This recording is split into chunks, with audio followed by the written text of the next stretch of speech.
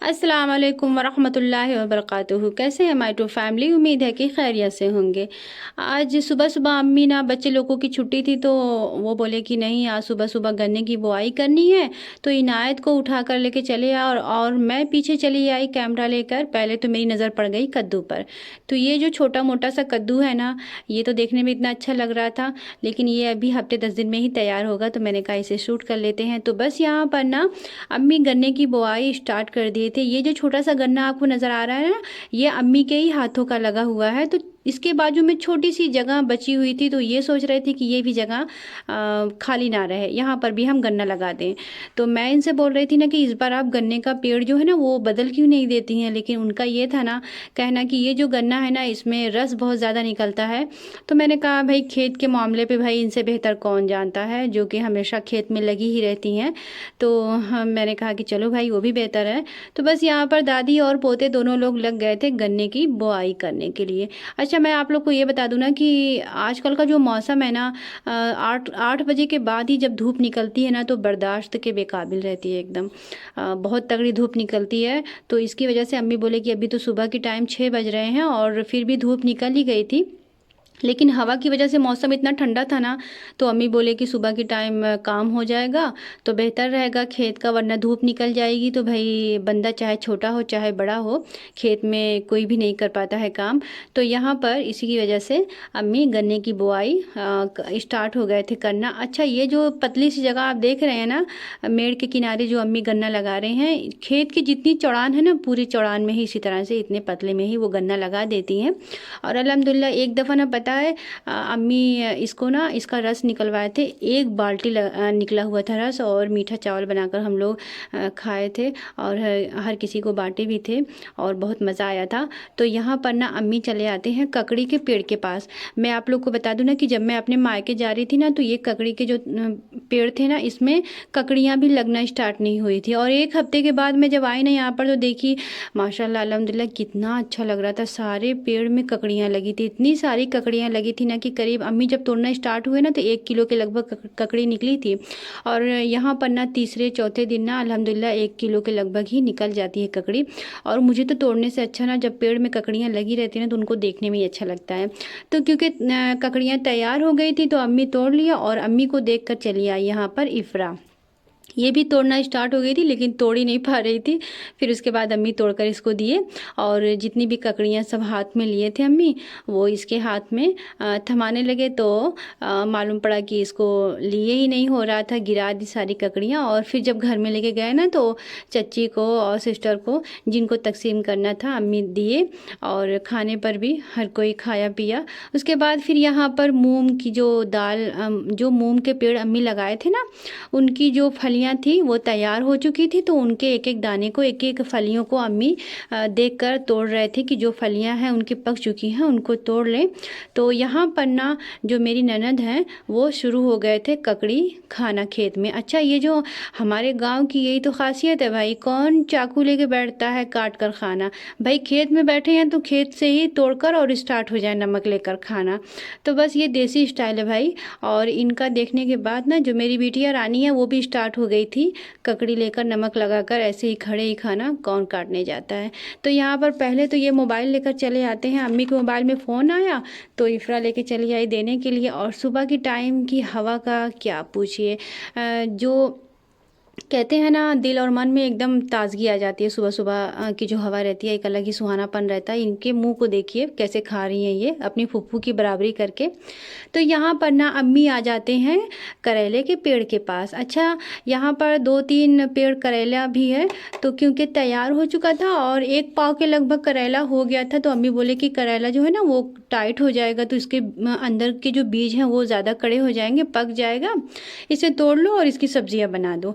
तो मैंने कहा चलो, जो भी करेले हैं देख लीजिए कितने करेले निकलते हैं। तो लगभग यहाँ पर 1 पाव के लगभग करेले निकल चुके थे। और जो भिंडी का पेड़ था ना, ये पता नहीं क्यों क्या मसला है कि इस बार पेड़ जो है ना भिंडी के, वो सही नहीं लगे थे जौ के पेड़ की वजह से। उसके बाद जो भी 3-4 अदद भिंडियाँ निकल जाती हैं, उनको तोड़कर अम्मी चले आते हैं टमाटर के पेड़ के पास। अब मैं आप लोग को बता दूं कि ये जो टमाटर आप लोग को नज़र आ रहा है ना, ये अम्मी का बोया हुआ टमाटर नहीं, ये खुद से जमा हुआ टमाटर है। जी हाँ, अच्छा, हर साल जब ठंडी का मौसम स्टार्ट होता है ना, तो जो टमाटर के पेड़ है ना, खुद ब खुद यहाँ पर अपनी जगह पर निकल आते हैं। रीज़न ये है कि जब टमाटर ख़राब होते हैं ना, जिनमें कीड़े पड़ जाते हैं, वो टमाटर जो ज़मीन में दब जाते हैं, तो उन्हीं का बीज जो रहता है ना सूखा हुआ, वो स्टार्टिंग की ठंडी में फिर वहीं पर वो निकल जाता है। और टमाटर तो माशाल्लाह ऐसा नहीं कि छोटे-छोटे से हैं, बड़े-बड़े टमाटर भी थे और पके-पके हुए थे। तो अम्मी बोले कि सारे जो टमाटर हैं वो उनको तोड़ लो। तो मैंने कहा इतने सारे टमाटर इकट्ठा आप तोड़ेंगी क्या होगा? तो बोली कि नहीं, खट्टी मीठी वाली चटनी बना दो। तो क्योंकि हमारे पास तो फ्रिज है नहीं कि फ्रिज में रख कर हम हफ्ते 10 दिन इस्तेमाल करेंगे, तो मैंने कहा नहीं, ये तो बात सही है कि चटनी बना देंगे तो सही रहेगा, ढेर सारा टमाटर है। तो बस यहाँ पर तंजीम टमाटरों को तोड़ रहे थे और रख रही थी मैं, और देखने में इतने अच्छे लग रहे थे, लाल एकदम बड़े बड़े। अभी तो फ़िलहाल पूरी तरह से लाल नहीं हुए थे, लेकिन बस क्या था ना कि ज़मीन में पड़ने की वजह से टमाटर ख़राब होना स्टार्ट हो गए। तो अम्मी बोले कि जब ज़्यादा पकना स्टार्ट हो जाएगा ना, तो ये ख़राब ही हो जाएगा, इतने में ही आप तोड़ लो तो बेहतर है।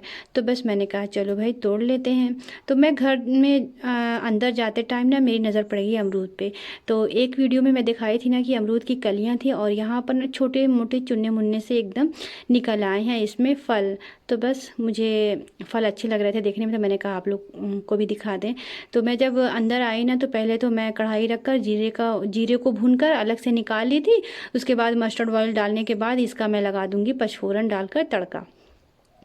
अब तड़का क्योंकि लग चुका है, तो इसमें हम एक कलियां लहसुन डाल देंगे बारीक बारीक काट कर। उसके बाद थोड़ी सी भुनाई करने के बाद यहाँ पर भरकर 1 टीस्पून के लगभग रेड चिली पाउडर डाल देंगे। अब थोड़ा सा क्योंकि हमें स्पाइसी भी तो बनाना है। और उसके बाद हम जितने भी टमाटर काट कर रखे थे, धुलाई वुलाई करने के बाद काट कर रखे थे, इसको हम शामिल कर देंगे। और इसको डालने के बाद हम अच्छी तरह से इसे मिक्स करेंगे ताकि जो मसाले हैं वो एकदम एक हल हो जाए। और मिक्स करने के बाद मैं यहाँ पर ढक्कन लगा दूंगी। और मैं आप लोग को बता दूं ना कि यहाँ पर ना तो मैं शक्कर का इस्तेमाल करूँगी, ना गुड़ का, ना मिश्री का। जी हाँ, मैं इस्तेमाल करूँगी आंवले की चाशनी का, मतलब आंवले के मुरब्बे की चाशनी का, शीरे का।